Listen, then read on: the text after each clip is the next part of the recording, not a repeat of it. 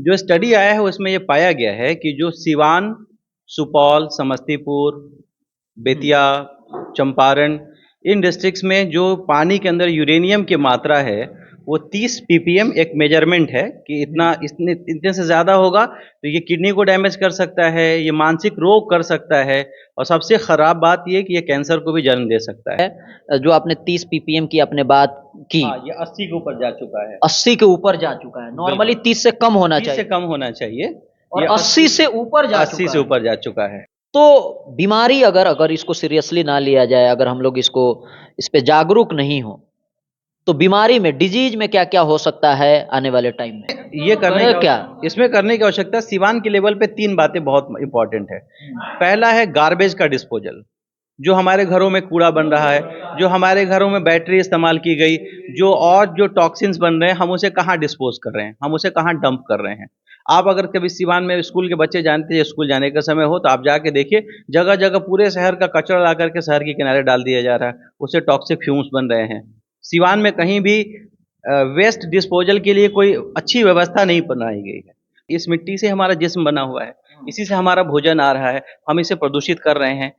हमारे यहाँ गार्बेज का डिस्पोजल सही नहीं है। ज़्यादा से ज़्यादा अनाज उगाने के लिए हम उसमें पेस्टिसाइड डाल रहे हैं, इंसेक्टिसाइड डाल रहे हैं, केमिकल फर्टिलाइजर्स डाल रहे हैं। इससे ज़मीन की कुछ देर के लिए तो भोजन उपलब्ध हो जा रहा है, लेकिन ज़मीन खराब होती जा रही है। अब आपके आंगन में भी गूंजेगी किलकारी, इनके यहाँ नतीजे हैं चमत्कारी। बांझपन की समस्या से छुटकारा चाहिए तो सिवान की जानी मानी महिला प्रसूति व बांझपन रोग विशेषज्ञ डॉक्टर वंदना कुमारी के पास आइए। यहाँ 24 घंटे इमरजेंसी सेवाएं उपलब्ध है। पता है Vandana maternity care clinic, Pooja medical hall, doctor Ramaji Chaudhary से 100 कदम पूरब, डॉक्टर्स कॉलोनी, सिवान। चलिए, स्वागत है आप सभी का। अलग अंदाज की टीम सिवान के चकिया रोड में है, सर सैयद रिफॉर्मेशन सेंटर में अभी हम लोग हैं। अलग अलग तरह के प्रोग्राम होते रहता है, आप सबको पता है। कुछ महीना पहले इस सेंटर की शुरुआत हुई थी सिवान, गोपालगंज, छपरा का शायद ये एकलौता सेंटर है जहाँ पे नशा मुक्ति, समाज से नशा को कैसे दूर किया जाए उस पर बात होती है। और इसको लीड करता है डॉक्टर शहनवाज साहब, इसको लीड करता है। आप सबको पता है जनसुराज से डॉक्टर साहब जुड़े हुए हैं और साथ ही साथ सेवा मैक्स केयर के डायरेक्टर हैं। इसके अलावा आप सबको पता है मशहूर जनरल सर्जन है। आज जिस टॉपिक पे बात हो रहा था वो कुछ दिनों से पूरे सीमान का एकदम बिल्कुल कह सकते हैं एक तरीके से हॉट टॉपिक है, सामाजिक मुद्दा है। हालांकि इस पे बहुत कम लोग बात करता है। इसकी वजह ये भी हो सकता है कि लोगों को इसके बारे में पता नहीं है। तो आज का जो प्रोग्राम है वो ये है कि पानी में यूरेनियम का जो मात्रा है वो बढ़ते जा रहा है।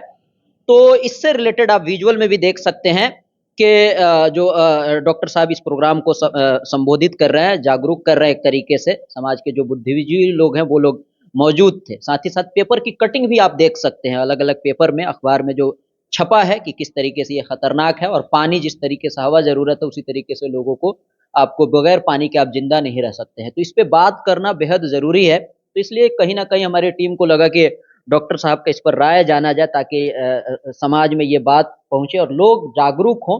और कम से कम हम लोग अपने लेवल पे किस तरीके से इससे हम लोग बच सकते हैं, इन तमाम चीजों को जानने की हम लोग कोशिश करेंगे। सर, स्वागत है हमारे चैनल पर। बहुत शुक्रिया नदीम, और जी आपके चैनल के माध्यम से पूरे सिवान की जनता को मेरा सलाम और नमस्कार। जी। अभी जो प्रोग्राम हो रहा था आपके यहाँ, ये जो सेंटर है, बहुत सारे लोग बैठे हुए हैं, आप सभा को संबोधित कर रहे हैं और भी सारे लोग बोल रहे थे। इस प्रोग्राम का मकसद क्या था, थोड़ा इसके बारे में पहले बता दिया देखिए, अभी महावीर कैंसर संस्थान ने मैनचेस्टर यूनिवर्सिटी के साथ मिल करके एक सर्वे किया और उसमें भूतल जो विभाग है, अंडरग्राउंड वाटर का जो गवर्नमेंट की अथॉरिटी है जो इसको मैनेज करती है, जो स्टडी आया है उसमें ये पाया गया है कि जो सिवान, सुपौल, समस्तीपुर, जाए। बेतिया, चंपारण, इन डिस्ट्रिक्ट्स में जो पानी के अंदर यूरेनियम की मात्रा है वो 30 ppm एक मेजरमेंट है कि इतने से ज़्यादा होगा तो ये किडनी को डैमेज कर सकता है, ये मानसिक रोग कर सकता है और सबसे ख़राब बात ये कि ये कैंसर को भी जन्म दे सकता है। तो ये अखबार में खबर आई, मुझे कई लोगों का फ़ोन आया कि क्या करना चाहिए, कैसे इस चीज़ से बचें।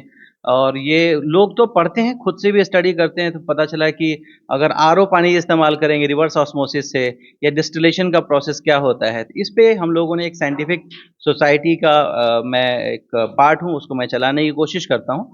हर मुद्दे पे, जैसे कुछ दिनों पहले हमने एक सेमिनार कराया था कि डी एडिक्शन को लेकर के और रोड सेफ्टी को लेकर के साइंटिफिक अप्रोच क्या हो सकता है। तो एक साइंटिफिक सेशन हम लोगों ने ऑर्गेनाइज किया जिसमें डीएवी कॉलेज के प्रोफेसर रविंद्र पाठक सर आए थे, प्रोफेसर रुचि जरयाल आई थी। इसके अलावा सिवान के प्रबुद्धजनों ने इस पर विचार विमर्श किया, उसके अलग अलग पहलुओं को समझने की कोशिश की कि यूरेनियम कैसे बढ़ रहा है, इसके क्या दुष्प्रभाव हैं, इससे कैसे बचा जा सकता है। जी। तो आज आज जो बात हो रही थी, बहुत सारे लोग अपना अपना राय रख रहे थे, जी। तो इसका समाधान क्या है? ठीक है, जो आपने 30 पीपीएम की आपने बात की, हाँ, ये 80 के ऊपर जा चुका है। 80 के ऊपर जा चुका है। नॉर्मली 30 से कम होना 30 से चाहिए कम होना चाहिए और ये 80 से ऊपर जा 80 चुका से है। ऊपर जा चुका है। तो ये जो आम लोग हैं, जो आपने बताया कि रिवर्स ऑस्मोसिस आरओ की पानी, तो नॉर्मली जो मिडिल क्लास है या उससे ऊपर है वही लोग उसको मेंटेन कर पाएगा। तो आम लोग इससे किस तरह से बच सकता है? देखिए, एक तो प्रॉब्लम ये है कि हम ये समझे कि पानी में यूरेनियम का मात्रा बढ़ गया तो हम रिवर्स ऑस्मोसिस से उसे करेक्शन करने की कोशिश करें या पानी को प्यूरिफाई करने की कोशिश करें। उससे पहले इसके जड़ में जाने की आवश्यकता है कि पानी में यूरेनियम की मात्रा बढ़ क्यों रही है। पहले गांव में हम लोग जानते थे कि हमारे घर का चापाकल 50 फीट पे था, अगर दाल गलानी है तो कहीं 100 फीट वाले से अगर दाल आपने ले लिया तो दाल गल गई, आपका काम चल गया। लेकिन अब हो ही गया, एक होड़ सी मच गई है कि 150 फीट नीचे से पानी है, हमारा जो बोरिंग है वो 300 फीट पे है, हमारा बोरिंग जो है 450 फीट पे है। दो बातें इसमें इंपॉर्टेंट है, एक तो ये है कि हम नीचे से जमीन से पानी को ऊपर ले रहे हैं, लेकिन पहले जो प्रोसेस था कि बारिश का पानी कहीं जमा होता था, छोटे छोटे तालाब हुआ करते थे, कुछ एरिया होते थे जहां पानी लगता था, पानी फिर नीचे जाता था और वो अंडर वाटर टेबल रिप्लेनिश होता था। एक पेड़ था जिससे आप फल तोड़ते थे, लेकिन फिर उसमें आप बीज भी डालते थे, उसमें खाद भी डालते थे, पानी भी डालते थे, तो रिप्लेनिश हो रहा था। तो जैसे जैसे पानी का लेवल नीचे जा रहा है, हम ड्रिल करके पानी को नीचे से लेके आ रहे हैं। हमारे अंदर एक ये भी सोच है कि जितना नीचे का पानी होगा उतना अच्छा होगा। ये इस चीज को लोगों को समझने की जरूरत है कि हम जितना नीचे से पानी को लेके आएंगे तो भूगर्भ के अंदर, जमीन के अंदर जो टॉक्सिन जमा है, हेवी मेटल्स जमा है, हम उसे बाहर लेके आ रहे हैं। तो ये कारण ये है कि अब इस जैसे आरओ का एक कंसेप्ट हो गया, हर आदमी समझ रहा है कि वो आरओ का पानी पी रहा है तो बहुत अच्छा है। तो रिवर्स ऑस्मोसिस जो अच्छे प्लांट्स हैं वो 1:1 के फॉर्म में पानी को वेस्ट करते हैं, मतलब 1 लीटर पानी हुआ ना तो 1 लीटर पानी बर्बाद हुआ। लेकिन अगर मशीन्स अच्छी नहीं है तो 1 लीटर पानी बनाने के लिए 10 लीटर 20 लीटर पानी वेस्ट हो रहा है।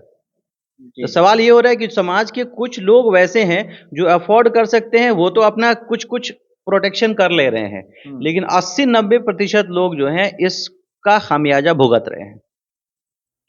तो क्या करें अब इस सिचुएशन में? इसमें ये करने क्या? इसमें करने की आवश्यकता, सिवान के लेवल पे 3 बातें बहुत इंपॉर्टेंट है।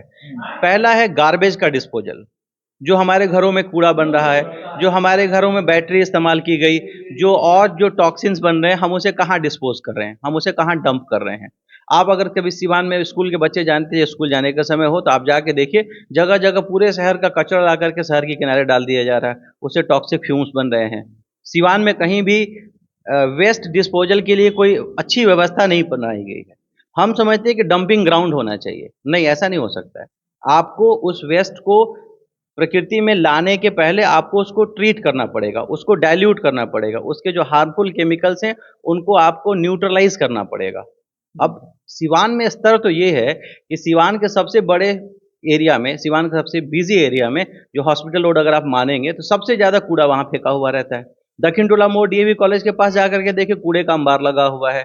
आप अगर चिकटोली मोड़ पे जाएं तो कूड़े की क्या व्यवस्था है, वहाँ पे कैसे उसका निस्तारण किया जा रहा है, व्यवस्था को आप देखें तो पहला है गार्बेज डिस्पोजल, दूसरा है पानी की व्यवस्था।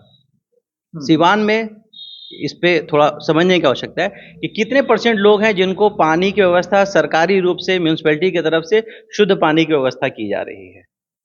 अगर कहीं व्यवस्था की भी गई है जल योजना में तो लोग उसमें ड्रिल कर दे रहे हैं, होल कर दे रहे हैं। तो अल्टीमेटली बात यह है कि अगर हम नेचर को प्रोटेक्ट नहीं करेंगे, नेचर हमारी माँ है जी, अगर हम अपनी माँ को ही नुकसान पहुंचाएंगे, इस मिट्टी से हमारा जिस्म बना हुआ है, इसी से हमारा भोजन आ रहा है, हम इसे प्रदूषित कर रहे हैं।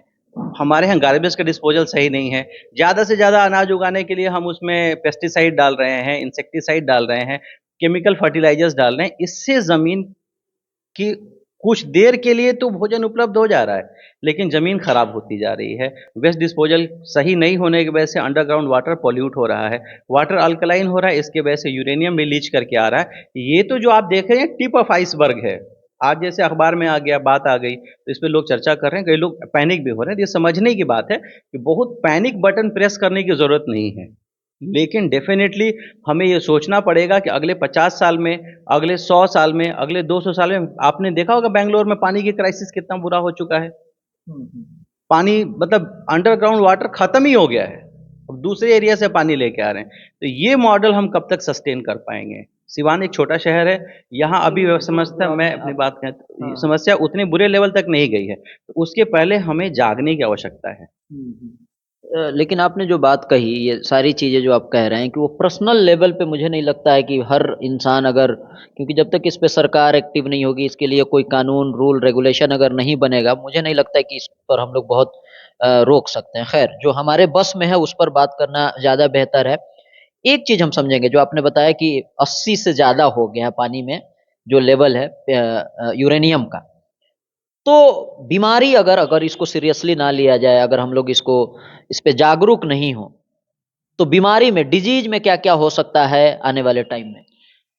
देखिए, यूरेनियम पानी के जो हमारे आ रहा है, यूरेनियम उसका एक पॉल्यूटेंट है, जी। और यूरेनियम से जो डैमेज होने वाला है वो हमारे किडनी को डैमेज करेगा। अब आप देखेंगे कि सिवान में डायलिसिस सेंटर कितने खुल गए। बिल्कुल। क्यों खुल रहे हैं? क्योंकि किडनी के मरीज बढ़ रहे हैं। हम ये समझने की कोशिश नहीं कर रहे हैं कि लोगों की किडनी क्यों खराब हो रही है, हम डायलिसिस सेंटर खोलते जा रहे हैं। लोगों को आप देखें कि पानी जो पॉल्यूट होता है उसमें एक आयरन की भी मात्रा हमारे यहाँ ज़्यादा है, आर्सेनिक की मात्रा भी ज़्यादा है। आज हम लोगों ने यूरेनियम पे एक साइंटिफिक सेशन को ऑर्गेनाइज किया, तो उसके ऊपर बात की, लेकिन उससे बड़ा समस्या है टाइफाइड। अगर आप देखें सिवान के अगर 10 लोगों का आप जांच करें खून में, तो 8 लोगों का टाइफाइड या विडाल पॉजिटिव आएगा। इतना एंडेमिक है। जो पानी से होने वाला जॉन्डिस है बच्चों में, खास तौर पे बच्चों का बिलिरुबिन 8, 10, 12 हो रहा है। सवाल ये है कि एक सिस्टम है, और हमें ये समझना पड़ेगा कि हमें एक साइंटिफिक अप्रोच लेना पड़ेगा। पॉलिटिकल अप्रोच से आप जाएंगे तो बहुत मुश्किल काम है, आप इसकी उसकी जिम्मेदारी तय करते रह जाएंगे। बड़ा इंपॉर्टेंट बात यह है कि हम अगर अपने घर में पानी को बहा रहे हैं, तो पानी बहने के पहले किसी एक एरिया को हम ऐसा बनाएं जहां पे पानी पहले जमा हो। इससे एक ये होगा कि पानी रन ऑफ नहीं करेगा। रन ऑफ करने का मतलब ये है कि आपके घर से मान लीजिए 10 लीटर पानी निकला, और 10 लीटर पानी या 100 लीटर पानी निकला, और आपने बिल्कुल पक्का नाला बना रखा है, तो पानी जाएगा और सीधे 100 लीटर पानी नाले में चला जाएगा। आपने बीच में एक सोख्ता बनाया है, सोख्ते में पानी थोड़ी देर के लिए जमेगा, उसमें से 100 लीटर में हो सकता है 60 लीटर 70 लीटर एब्जॉर्ब हो जाए, और 30 लीटर पानी जो है वापस नाली में जाएगा। तो ऐसी परिस्थिति में हम अंडर वाटर टेबल को रिप्लेनिश कर सकते हैं। एक मशरूमिंग ये भी हो रही है कि हर जगह आरओ का प्लांट लग रहा है। जी जी। वो पानी अगर वो आप देखें, अगर वो ठीक है, आप कमर्शियलाइजेशन को नहीं रोक सकते हैं, लेकिन आप कमर्शियलाइजेशन के साथ साथ ये भी देखना पड़ेगा कि वो जो पानी एक दिन में 1 लाख लीटर पानी को निकाल रहा है, तो कितना पानी को वापस अर्थ के अंदर डालने की व्यवस्था की गई है। ज्यादातर प्लांट्स में ये हो गया कि पानी निकाल रहे हैं, एक दिन में मान लीजिए 10,000 लीटर पानी को प्रोसेस किया और 10 लाख लीटर पानी को नाली में बहा दिया। इससे होगा ये कि जिस एरिया में ये बनाया जा रहा है वहां पानी का लेवल पहले 150 था तो 300 पे चला जाएगा। तो आप इस तरीके से, ये सस्टेनेबल मॉडल नहीं है। लोगों को आरओ का पानी मिलना चाहिए, सही बात है, लेकिन उसके पहले हमें ये भी सोचना पड़ेगा कि नेचर वो दरख्त है, वो गाय है, जिसे हमें दूध भी लेना है, लेकिन इसको, इसकी सेवा भी करनी है और इसको चारा भी खिलाना है। अच्छा ठीक है, मान लीजिए ये लास्ट सवाल है, हम लोग घर में अपने आरओ का व्यवस्था कर लिए अपने हिसाब से, कुछ लोग पानी बोतल में भी लेके जाते हैं, कहीं ऑफिस वगैरह में जाते हैं तो, लेकिन जो आम लोग हैं, मान लीजिए हमारे पास नहीं है, बाहर में हम जा रहे हैं कहीं और का, अगर हमको पानी पीनी है तो क्या करें? अभी इस तरह से अगर अगर लोगों को लगेगा कि इतना सारा प्रॉब्लम हो सकता है, किडनी खराब हो सकता है, जो आपने बताया कि आपके पास फोन आ रहे हैं, लोग पैनिक हो रहे हैं, परेशान हो रहे हैं। जी जी। प्रैक्टिस में देख रहे हैं, 10 साल पहले मैं सिवान आया था, जी जी। उस समय इतनी ज्यादा प्रॉब्लम तो नहीं थी। प्लास्टिक एनीमिया हुआ, कैसे समझे कहाँ का पानी कैसा है? मान लीजिए घर का पानी तो समझिए, आप ये कह रहे हैं कि जैसे अगर पोल्यूशन फैल रहा है तो आप कह रहे हैं मास्क बेचेंगे। अगर इन्वायरमेंट जैसे दिल्ली में आप मान के चले कि वहाँ पोल्यूशन बहुत ज़्यादा है, तो लोग कोशिश ये कर रहे हैं कि मास्क बेचने का बिजनेस कर रहे हैं।